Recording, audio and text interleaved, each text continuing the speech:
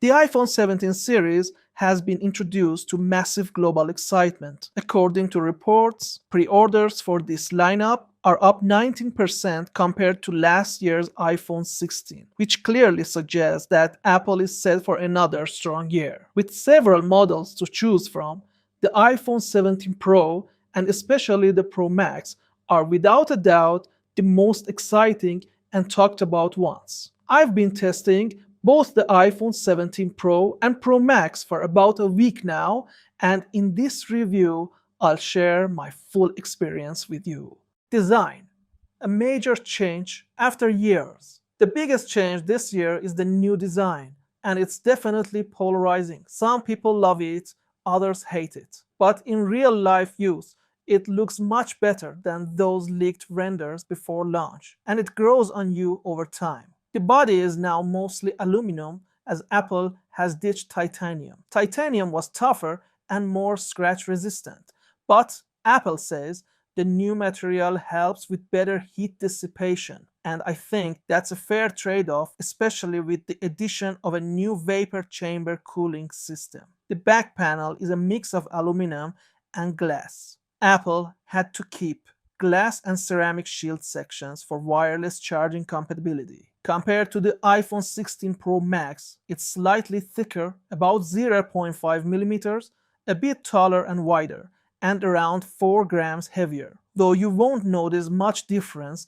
in daily use. The edges are softer and more rounded, similar to the iPhone 6, making it much more comfortable to hold. It still has IP68 water and dust resistance up to 6 meters for 30 minutes, which remains better than most competitors. Apple also uses Ceramic Shield Gen 2 on the front, claiming 3 times better scratch resistance, and independent tests seem to confirm that. However, it's not perfect. The orange and blue finishes on the camera housing scratch quite easily, leading critics to coin the term Scratchgate. My unit already shows slight color fading around the edges. That said, overall, this year's design feels fresh, distinctive, and finally different from previous generations. Display: small tweaks, big impact. The Super Retina XDR display is still among the best you can find. It offers excellent touch response, outstanding haptics, strong speakers, and true-to-life colors right out of the box. This year's updates include 1. Anti-reflective coating. It performs really well under direct sunlight, though not quite at the level of the Galaxy S25 Ultra. This coating makes the display appear slightly dimmer than on the 16 Pro Max. 2. PWM dimming control. You can now disable PWM flickering for users sensitive to display flicker. This helps reduce eye strain and headaches. However, Apple's PWM frequency is still lower than what Chinese brands offer. Peak brightness has also been bumped up to 3000 nits, making outdoor visibility noticeably better. Hardware and the A19 Pro chipset. Apple has introduced the new A19 Pro chip. While you won't feel a huge leap in everyday tasks compared to the A18 Pro, the difference in heavy workloads and gaming is significant, mainly thanks to the new vapor chamber cooling system. Previous iPhones only used graphite sheets for heat dissipation and outdated method. The vapor chamber brings it up to flagship Android standards. This system improves sustained performance and keeps temperatures lower. In my tests, even after 30 to 40 minutes of intensive gaming, there was no brightness throttling and temperatures were 2 to 4 degrees Celsius cooler than the iPhone 16 Pro Max. It's a big win for gamers and also helps extend the lifespan of internal components like the battery and motherboard. Apple also introduced the new N1 chip for Wi-Fi 7 and Bluetooth 6, improving both speed and power efficiency. Battery and charging. The iPhone 17 Pro Max has a slightly larger battery than last year's model, combined with iOS 26's software optimizations, resulting in a 10 to 15% improvement in endurance. In my heavy use test, the Pro Max delivered 8 to 9 hours of screen on time, roughly a day and a half of use. The smaller Pro model managed 7 to 8 hours, equivalent to a full day. Charging has also improved. With Apple's new 40-watt adapter, you get 50% charge in just 20 minutes. Older 30-watt or 65-watt PD chargers offer similar results.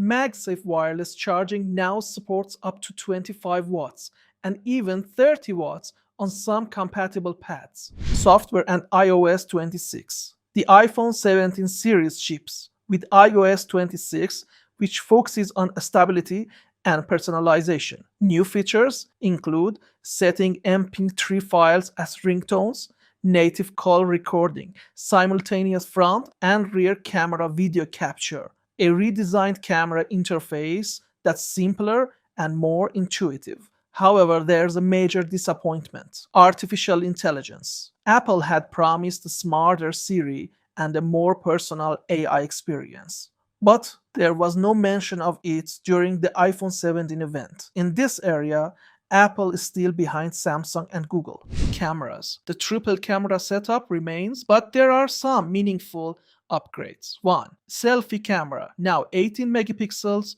with a square sensor and a wider field of view. It's great for group selfies, and vlogging and portrait mode captures more detail than before. The new center stage feature also enhances video call. 2.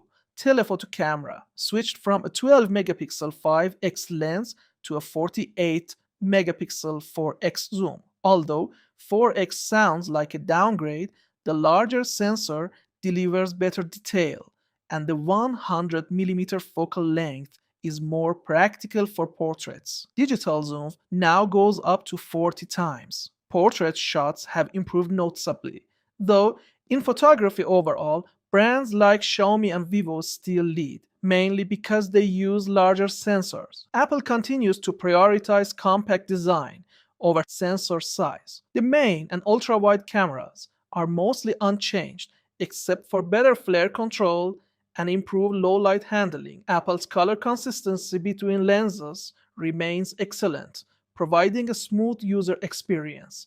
But when it comes to video, Apple is still the undisputed king.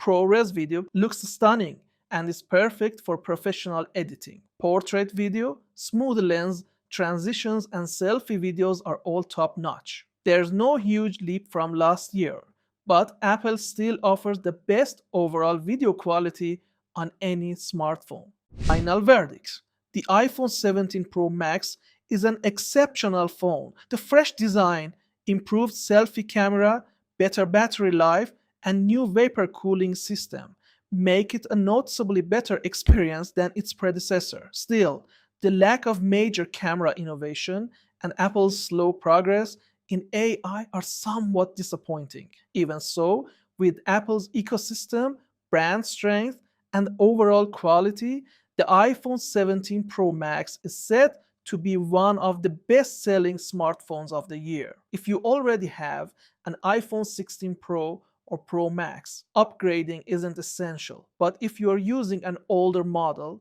or you love the new design, the iPhone 17 Pro Max is easily one of the best choices of 2025.